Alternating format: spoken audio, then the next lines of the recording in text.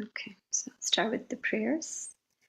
Om Ajnanaatimirandasya Gnananjana Shalakaya Chakshurun Militam Yena Tasmai Shri Gurave Namaha Shri Chaitanya Manobhishtam Sthapitam Yena Bhutale Swayam Rupa Kadamahayam Dadati Swapadantikam Vandeham Shri Guru Shri Yuta Padakamalam Shri Gurun Vaishnavanscha Shri Rupam Sagrajatam Sahagana Raghunatanvitam Tam Sajivam Sadvaitam Savadhutam Parijana Sahitam Shri Krishna Chaitanya Devam Shri Radha Krishna Padan Sahagana Lalita Shri Vishakhanvitamscha He Krishna Karuna Sindho Deenabandho Jagatpate Gopesha Gopika Kanta Radha Kanta Namostate Tapta Kanchana Gaurangi Radhe Vrindavaneshwari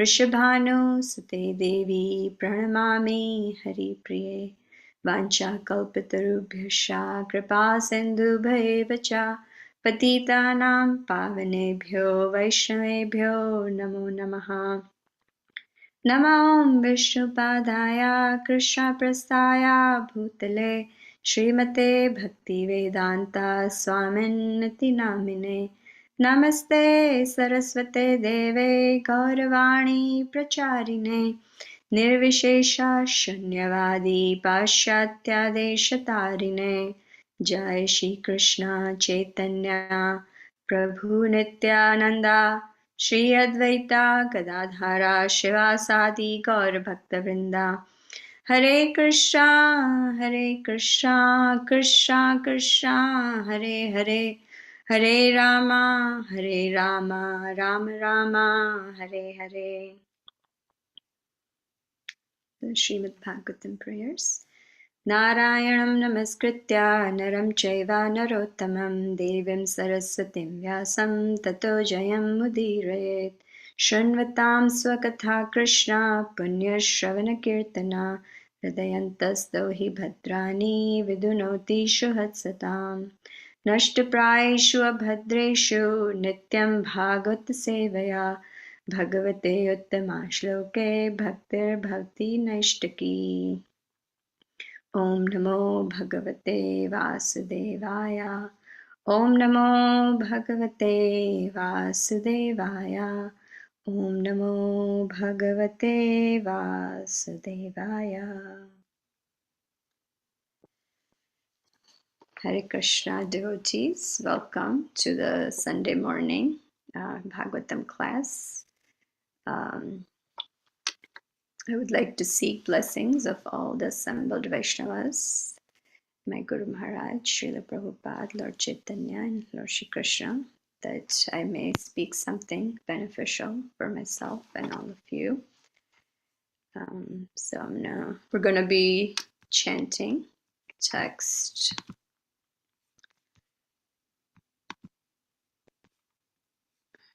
We're going to be chanting from Srimad Bhagavatam, 2nd Canto, 4th Chapter, verse 6. Bhuya eva vivitsami Bhagavan Atma Mayaya Yathedam Shrajate Vishwam Durvibhavyam Adhishwarahe. Bhuya eva vivitsami Bhagavan Atma Mayaya Yathedam Shrajate Vishwam Durvibhavyam Adhishwarahe. Bhuya eva vivitsami Bhagavan Atma Mayaya Yathedam Shrajate Vishwam Durvibhavyam Adhishwarahe. And we'll do the synonyms word by word. Bhuyaha, again, eva, also, vivitsami, I wish to learn, Bhagavan, the personality of Godhead. Atma, personal, Mayaya, by the energies, Yatha, as, Idam, this phenomenal world, Shrajate, does create, Vishwam, universe, Durvibhavyam, inconceivable, Adishwarehe, by the great demigods. Translation and purport by His Divine Grace A.C. Bhaktivedanta Swami Srila Prabhupada Ki Jai. I beg to know from you how the personality of Godhead, by His personal energies, creates these phenomenal universes as they are, which are inconceivable even to the great demigods. Purport. In every inquisitive mind, the important question of the creation of the phenomenal world arises. And therefore, for a personality like Maharaj Parikshit, who was to know all the activities of the Lord from his spiritual master, such an inquiry is not uncommon. For every unknown thing, we have to learn and inquire from a learned personality. The question of creation is also one of such inquiries to be made to the right person. The spiritual master, therefore, must be one who is Sarvagna, as stated herein before in connection with Sukadev Goswami. Thus all inquiries on God, which are unknown to the disciple, may be made from the qualified spiritual master. And here the practical example is set by Maharaj Parikshit. It was, however, already known to Maharaj Parikshit that everything we see is born out of the energy of the Lord. As we have all learned in the very beginning of Srimad Bhagavatam, Janmadi Asya Yathaha. So Maharaj Parikshit wanted to know the process of creation. The origin of creation was known to him. Otherwise, he would not have inquired how the personality by his different energies creates this phenomenal world. The common man also knows that the creation is made by some creator, and it is not created automatically. We have no experience in the practical world that a thing is created automatically. Foolish people say that the creative energy is independent and acts automatically, as electrical energy works. But the intelligent man knows that even the electrical energy is generated by an expert engineer in the localized powerhouse, and thus the energy is distributed everywhere under the resident engineer's supervision. The Lord's supervision in connection with creation is mentioned even in the Bhagavad Gita 9.10. It is clearly said there that material energy is a manifestation of one of many such energies of the Supreme. Parasya Shakter Vividheve Shruyate. An inexperienced boy may be struck with wonder by seeing the impersonal actions of electronics or many other wonderful things conducted by electrical energy. But an experienced man knows that behind the action is a living man who creates such energy. Similarly, the so-called scholars and philosophers of the world may,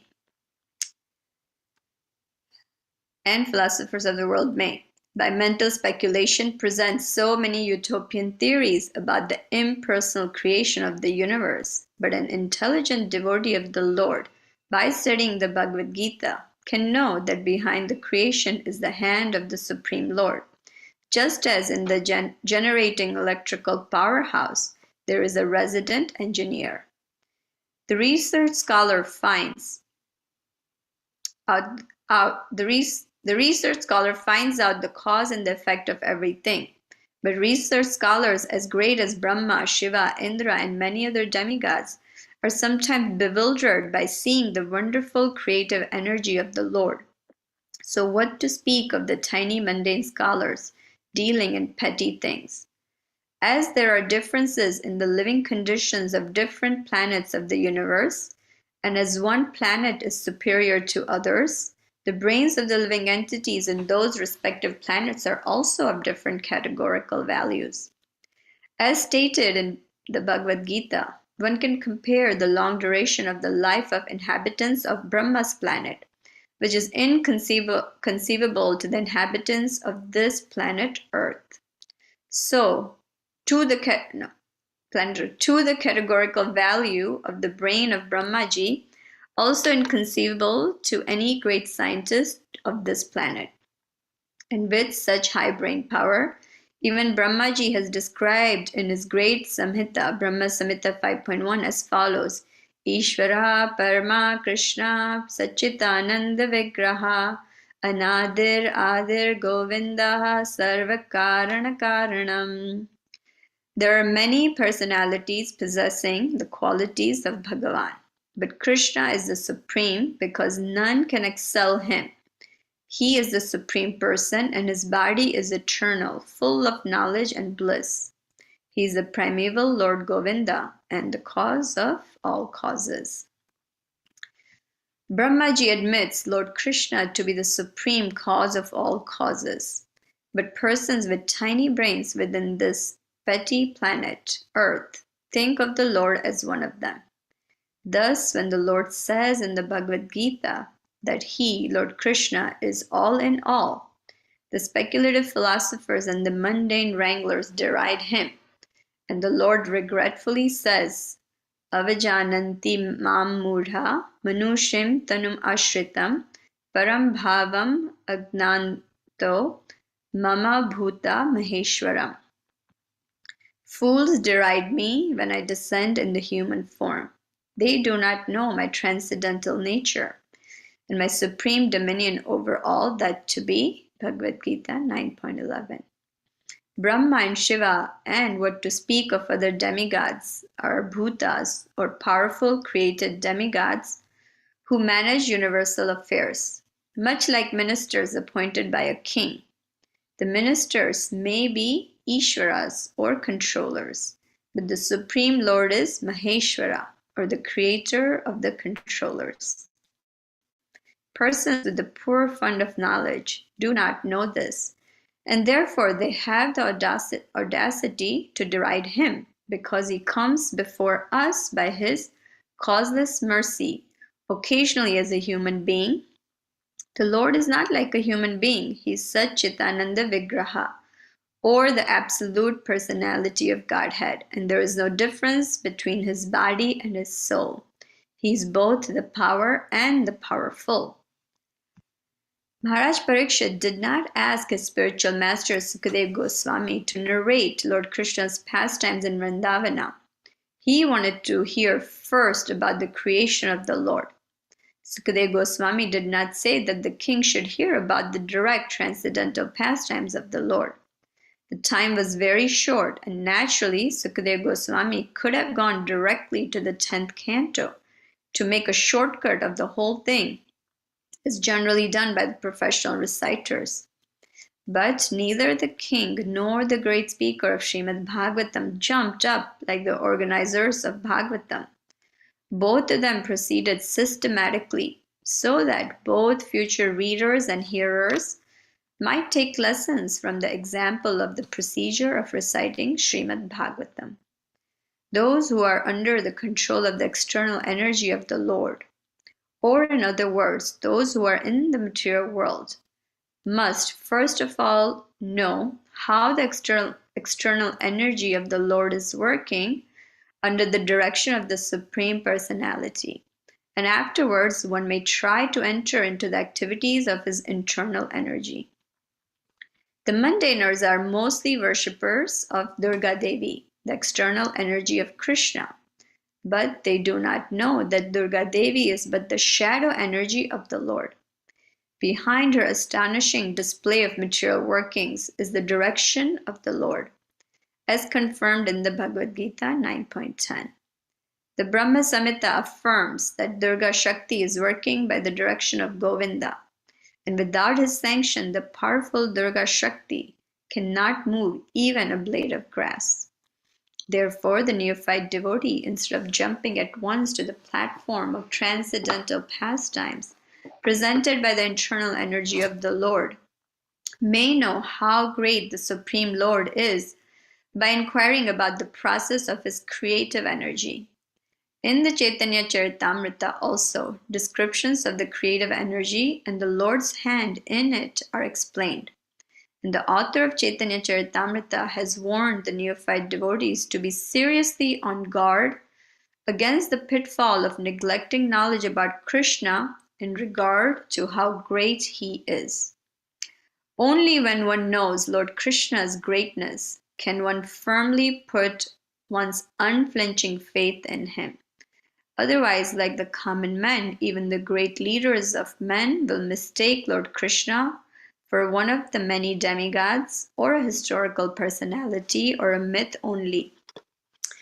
The transcendental pastimes of the Lord in Vrindavana or even at Dwarka are relishable for persons who have already qualified themselves in advanced spiritual techniques, and the common man may be able to attain to such a plane by the gradual process of service and inquiries, as we shall see in the behavior of Maharaj Parikshit.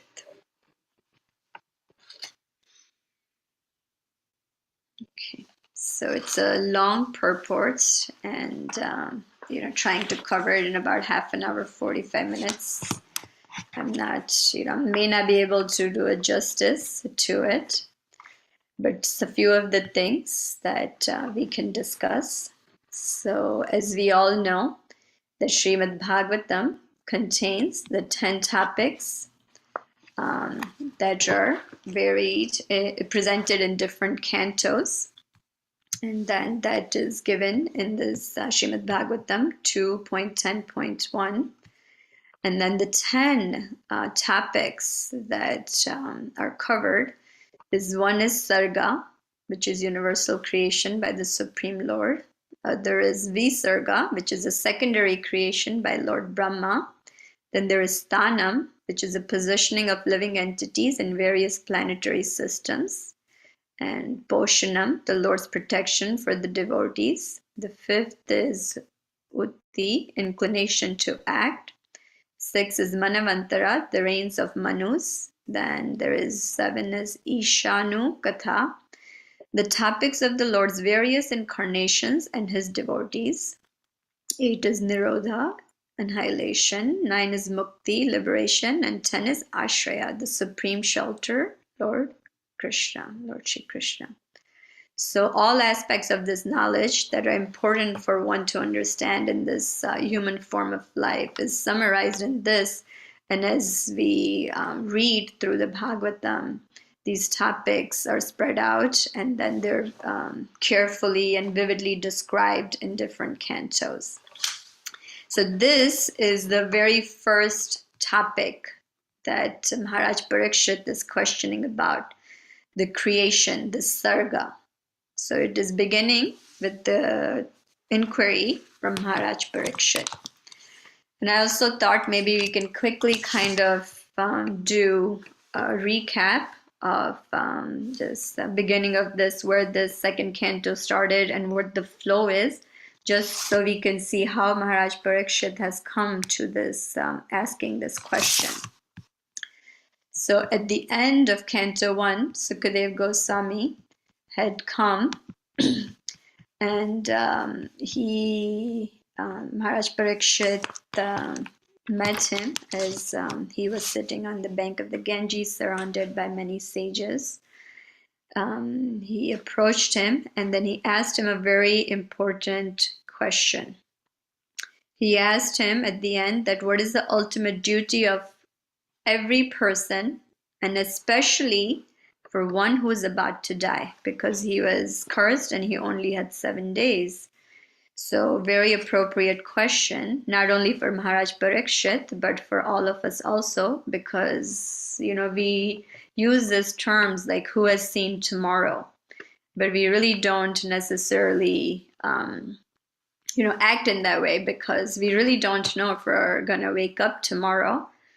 But it's important to learn these from these great personalities so we may follow on their footsteps. So this, so the Canto 2, Sukadev Goswami begins, just in brief, that it describes to keeping, Sukadev Goswami knows, he is the pure devotee and he knows how to approach people, how to bring them to the level of knowing Krishna as a supreme person and knowing how people's mentality may be. He starts with just giving, first he tells that one may start to meditate on the Lord's universal form. And then by engaging, even with that, one can engage in devotional activities by just beginning with chanting and hearing about the Lord. Then he goes to the second chapter where he talks about one should meditate on Lord Vishnu, who is the witness of everything and master of all. So witness means he resides in the heart as a Paramatma. He's witnessing everything. So he's focusing, taking the readers further to focus on the Paramatma feature. And then in the third chapter, he comes to the superiority of serving the Lord, which is doing bhakti. Bhakti is superior to worshipping demigods or even gnana. So this end of chapter 3, as we know, there are multiple conversations going on. So the Sutta Goswami, where the sages, where they had assembled, Sutta Goswami, who was reciting, who had heard this when he was in the assembly with Maharaj Parikshit, or when Sukadeva Goswami had recited Srimad Bhagavatam to Maharaj Parikshit, he was there, and then he was reciting back to the sages of Naimisharanya. So Shaunaka Rishi was their spokesperson, and he requested Sutta Goswami to speak more about the conversation of Srila Sukadeva Goswami to Maharaj Parikshit. He wants to know more. So these inquiries, as we can see, everybody has this great mind where they want to inquire, like what happens to these great devotees when they meet, what they talk about. So same thing, we also need to have this inquisitive mind to know about the Lord, about the process, about the devotees, because ultimately that is beneficial for us. So then in text 1 through 4, Sutta Goswami starts to describe what happens next. So I thought we just quickly read the translations only, just so we can come to the... So then Sutta Goswami, he starts to describe what Maharaj Parikshit starts to do. So he says that Maharaj Parikshit, the son of Uttara, after hearing the speeches of Sukadeva Goswami, which were all about the truth of the self, applied his concentration faithfully upon Lord Krishna. And Maharaj Parikshit, as a result of his wholehearted attraction for Lord Krishna, was able to give up all deep-rooted affection for his personal body, his wife, his children, his palace, his animals like horses and elephants, his treasury, house, his friends and relatives, and his undisputed kingdom. O great sages, the great soul Maharaj Parikshit, constantly wrapped in thought of Lord Krishna, knowing well of his imminent death, renounced all sorts of fruitive activities, namely acts of religion, economic development, and sense gratification, and thus fixed himself firmly in his natural love for Krishna, and asked all these questions exactly as you are asking me. Maharaj Parikshit said, O learned Brahmana, you know everything because you are without material contamination. Therefore, whatever you have spoken to me appears perfectly right. Your speeches are gradually destroying the darkness of my ignorance, for you are narrating the topics of the Lord. And then he comes to this question, where he's asking, how does the Lord create this universe through his energies? So he's bringing this very important topic about inquiry, about the creation. So we start to see in Prabhupada's purport that this inquisitive mind, or this important question about creation, is not uncommon. Many people, they do wonder, because when we see all these wonderful things going on in the world, when people ask, like, okay, where is this creation? But to get the right answer sometimes is very difficult. We hear like many creation stories, how we hear in Christianity how God creates for 6 days, he creates day and night, and how the animals and plants and trees, and then the seventh day he rests. We also hear about the theory of creation, that it just appeared from Big Bang. Just there was a big explosion and the world was created. People may have like different ideas. People sometimes say, well, it's just everything is there's no cause. People also have the theory that there is no cause, things just kind of randomly are happening. So this inquiry is not uncommon, but Prabhupada is pointing out that one has to learn not by mental speculation, not just thinking maybe it's this, maybe it's that, but rather one has to approach a learned personality. And Prabhupada concentrates on like a spiritual master, one who is a sarvagna, as Sukadeva Goswami is called sarvagna in the verse 5. So it's somebody who is known, and by practical example, they have shown that they're qualified to teach the subject matter. That is the person we have to approach. And then Prabhupada is always really nicely, always giving us analogies. These analogies are, sometimes I wonder, why does Prabhupada give so many analogies? But we can see that the subject matter sometimes is really, really dense or really difficult to understand. Like it's unfathomable that how does one even begin to understand creation with our tiny brains. Prabhupada, mentions such words in the purport, or tiny brains, or with our petty minds. It's really unfathomable. So these analogies, when Prabhupada gives and it brings it down to our level, then we can understand when we put in the perspective of what we know in our day-to-day lives.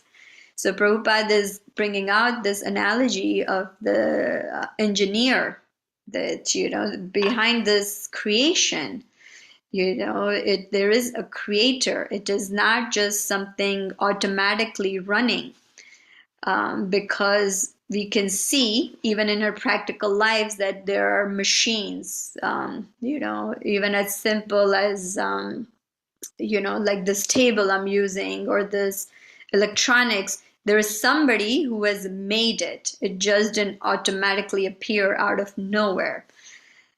So there is this spirit that is behind some creator, somebody who has the intelligence to create this universe. I was also thinking, like, there is this lot of buzz, and then we can really see how our technology revolution is moving into having robots do everything. There's so many, like my Prabhu, he works for Amazon, and they have like this whole robotic system where the robots are sorting. They're putting things, taking it to the trucks. But even to run those robots, right? The robots were made by somebody, and even to run them, to program them, somebody is there doing the work. So it's not that, okay, they're there and they're just working on their own. No, somebody's got to switch the button. Somebody's got to program it and put in, what speed they should go. So similarly, this creation is not necessarily just running on its own. There is a creator behind it, and Prabhupada gives this analogy of the engineer, how there is behind this electrical powerhouse that is running, but there is a resident engineer working it. And also this theory about this Big Bang, how the scientists general feel that just there was a big explosion and then everything kind of manifested. So we can, also say that, where have we seen, that there is an explosion? There is something explodes and then a building comes out, right? Like if we think even logically, Sometimes it doesn't make sense. Like when there is a fire, anytime there is explosion, usually things get destroyed. They don't get built. So Prabhupada also in the purport kind of challenges the scientists, this theory that just this planet just, or this creation just comes about from a big bang. And let's see where else. Yeah. And so how do we, Prabhupada also mentions that how does one learn about this? How can we learn about this? How can we sharpen our intelligence to know more? And then Prabhupada said it is by studying Bhagavad Gita. One has to study Bhagavad Gita. Just these spiritual subject matters, when we study it, they purify us. They bring us, they sharpen our intelligence. They give us the information that we are, common men that have given. That is not perfect. That is not perfect knowledge. The perfect knowledge comes from the Supreme Lord, which is beyond the four defects of what a common man has, which is the cheating propensity, we're illusioned, we are prone to make mistakes, and what's the fourth one? Commit mistakes. Can somebody help me out? What's the fourth one I'm missing? Cheating propensity, illusion, and imperfect senses. Imperfect senses. Thank you, Prabhu. Yeah. So the source also has to be correct where we learn our knowledge from. So this Bhagavad Gita, Prabhupada points out that to be learned. And even in Bhagavad Gita, various places, Krishna says that, he's the source of everything. Everything comes from him. This material, the material and the spiritual worlds, where he says, Aham Sarvasva Prabhavo. So everything is coming and emanating from him. And even then, sometimes it is, difficult for people to grasp, even though it's so clearly stated. People, through their speculative knowledge and misconceptions and their own preconceived notions, even though it's clearly stated, they're not able to see what is being said. This one point that really, actually, one word how Prabhupada describes that actually I was contemplating on, where he says that how that person with their tiny brain, as I'm saying, that they think that themselves as the Lord.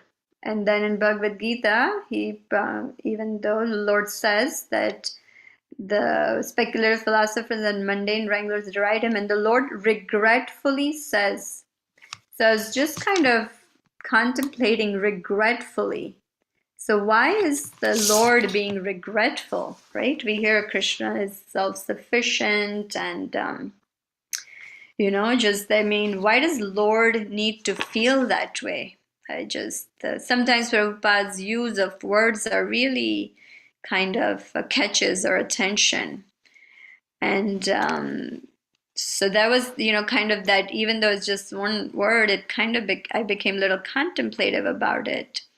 That Lord is being regretful because he is trying. Krishna tries in many ways, in different ways, for living entities to turn to him.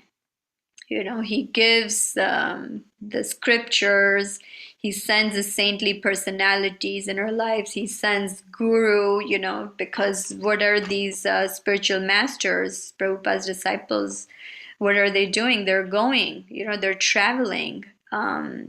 Whether it's COVID, whether it's cold, whether it's hot, whether it's, long flights, they're constantly traveling. For what purpose? Is to enlighten people, to awaken them to their true selves. So all by the arrangement of the Supreme Lord. So these spiritual masters, the gurus, are traveling, trying to help people, and yet people are not able to accept the Lord's position, and they try to put themselves, on the same level as being God, and even, to become one with God. This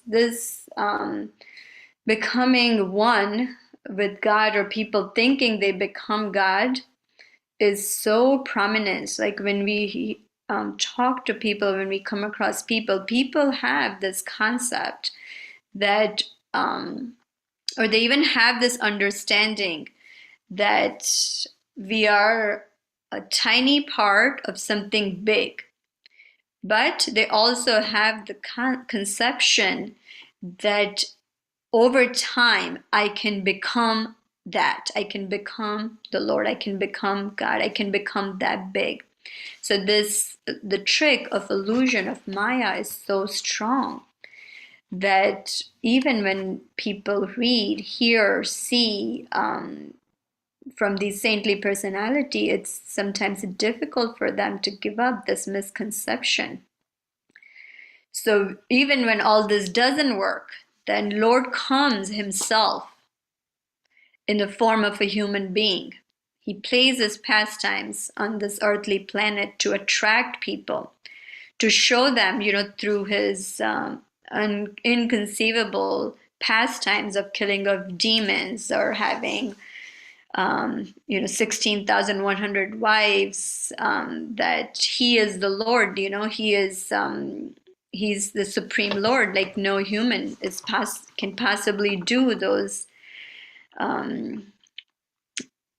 things. And even when he gives his final conclusion in Bhagavad Gita, to just surrender unto him, give up all varieties of religion, just surrender unto him, people are not able to follow. So Krishna feels so much compassion, and as he sees the Kali Yuga progressing, he comes as Lord Chaitanya. He becomes one of the devotees. He comes to our level to show us how to become a devotee. And yet, people don't see it. Sometimes we're not able to see that compassion of the Lord. So then, Lord becomes so regretful, and he says that, like people, though, I'm giving them chances, I'm giving them in different ways to just open their eyes and see, and yet, they deride me. They're fools. They deride me when I descend in this human form. They think I'm one of them. And, not only this illusion, this Maya Shakti of Krishna's energy is so strong that even, Brahma, the demigods, and Shiva, they are even so powerful. Sometimes they even, get overcome by this. In Brahma Vimohan Leela, Lord Brahma, even though he knew, even he gets bewildered. So what to speak of us, small common men, but still, when we're reading or when we're hearing about these hearing from great personalities, we want to somehow open our eyes and really see the power and the mercy of Krishna and compassion that's coming in our lives. And so in this last paragraph, Prabhupada is giving, which he gives in, even in Canto 1 and several different places, where he warns the readers, or he tells the readers that don't directly go to the 10th canto. If you, do not take shortcuts. He says that Maharaj Parikshit didn't have a lot of time. He only had 7 days, Sukadeva Goswami could have taken shortcut and just gone directly to the 10th canto, describing Lord Krishna's activities and his pastimes in Vrindavana. But even then, even Sukadeva Goswami went in systematic way, and in 9 cantos describing all these different topics about the Lord, and Maharaj Parikshit setting by example, starting with his first question about Lord's creation. how does the Lord create? Asking about his creative energy. So the studying systematically, canto by canto, is very important. Otherwise, we can have misconception, we can get mistaken about how great Krishna is. And then when we have gone step by step, when we actually get to the 10th canto, then we can really appreciate, we can really see how great and how who Krishna is. Otherwise, it may not make sense, and we can end up making mistakes that many other people make, and how they just jump to the 10th canto. Prabhupada talks about these professional reciters. They're not necessarily guiding the people in a proper way. They jump directly to the 10th canto, and then they really, in essence, don't understand who the Lord is and what his transcendental pastimes are. And not only in Bhagavatam, but even in Chaitanya Charitamrita, it says that that neophyte devotees, they really have to guard against this pitfall of neglecting knowledge about Krishna in regard to how great it is. And then unlike the common men, we want to be careful and not mistaken Lord Krishna, to be just like one of the demigods or historical personality or just myth only. So this Bhagavatam is, over time and time again, is helping us understand through these examples of devotees in practical way how we need to approach these subject matters, how careful we need to be so we don't fall into these pitfalls, because we all, all of us, we come from, having some background. Coming from India, we do have some background in these subject matters, so we might have some preconceived notions, or what we may have heard during childhood, or what we may have seen our grandparents or parents do. So we are carrying all this, in one sense, baggage with us. And then we want to not necessarily pile these things right on top, but rather kind of clear those out and see what Prabhupada is trying to tell us, how he is guiding us, how example of Maharaj Parikshit is taking us step by step on approaching Lord Shri Krishna. So this this inquiry about creation is important. We should ask, and our Bhagavatam gives, like, really, it's now we will see how this Sukadeva Goswami starts to describe the Sarga and then the secondary creation Visarga, how Lord Brahma approaches the creation. So this, it's very nice to see that how the Srimad Bhagavatam takes us step by step in learning about Krishna and approaching Krishna and the subject matter carefully. So I will end here, and I will open it up for anybody to add anything that caught your attention. It's a long purport, and I'm sure, like, many things can be said about it. But yeah, if there is anything else that you would like to add to it, or any questions, please, devotees, you can help. And any mistakes I made, please correct me, because this subject matter, I also don't feel like I have a really good, in one sense, understanding, even though we have heard about creation, how Mahavishnu lies and all that. I don't have a lot of clarity on it. But I'm looking forward to reading and understanding it a little better. Thank you. Hare Krishna Mataji. Thank you so much. I always wonder, earlier, why Parishit Maharaj is asking all these detailed questions. Right? I asked this question multiple times. Of course, he's a pure devotee. Why does he care at when he has only 7 days to understand about the creation in so much detail. Even for us, we don't even understand what what is happening even after hearing so many times. Of course, I mean Parikshit Maharaj is much more intelligent, but still, why does anybody need to understand those things at that time? So, but yeah, I mean, of course, one is to establish just not for himself, right? The Bhagavatam is for all future generations. For people, many people will come. And Prabhupada is very nicely putting we should not jump, right? So we should go step by step. Second thing, even the pure devotees, I mean, the creation, it looks like for us maybe something not so important, but it's actually for pure devotees, they see transcendentalness in that even that activities itself of the Lord, right? I mean, of course, it's so great, but the creation also is, I mean, they will release a lot, right? I mean, for us, it looks like all theory, right? So a lot. But yeah, that's what I was hearing from, His Holiness Srimad Maharaj when he was answering this question of mine. So I asked a couple of times, yeah. So I think the pure devotees, they relish the transcendental greatness of the Lord. Of course, whatever Lord does is a transcendental, but yeah, we don't be able to see when somebody is not so mature.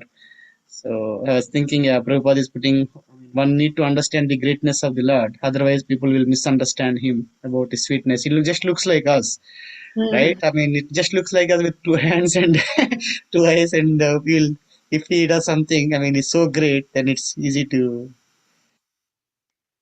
Krishna Yeah. is so nice, so Easily yeah, it can be easily misunderstood. misunderstood. Yeah, Yeah.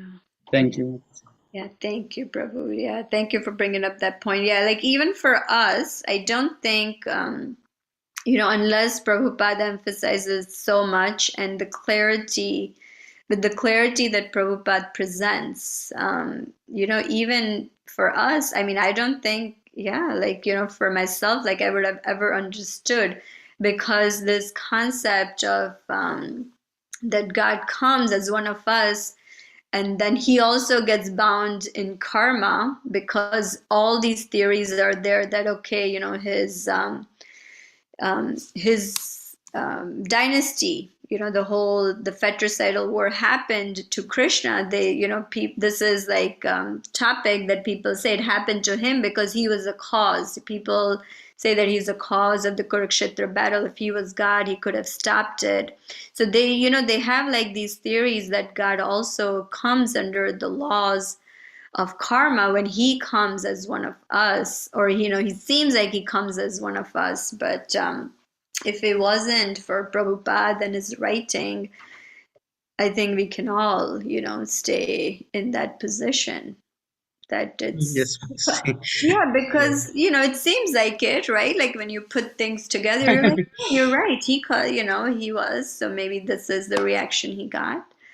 But that is not so. Prabhupada over and over, like tells us again and again that Krishna is beyond the modes. He comes by his own sweet will. It's not like one of us. So yeah, Prabhu, that's very important. Thank you.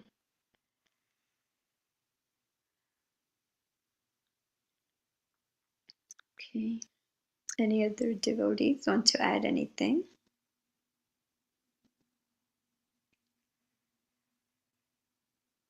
Okay. Yeah, Prabhu, if nothing is there, then we can maybe end here a little early, but yeah. Thank you, Mataji. Thank you, Prabhu. Vanchakalpatarubhyascha kripa sindhubhaiva cha patitanam pavanebhyo vaishnavebhyo namo namaha anant koti vaishnavvrinda ki jai. Srila Prabhupada ki jai. Srimad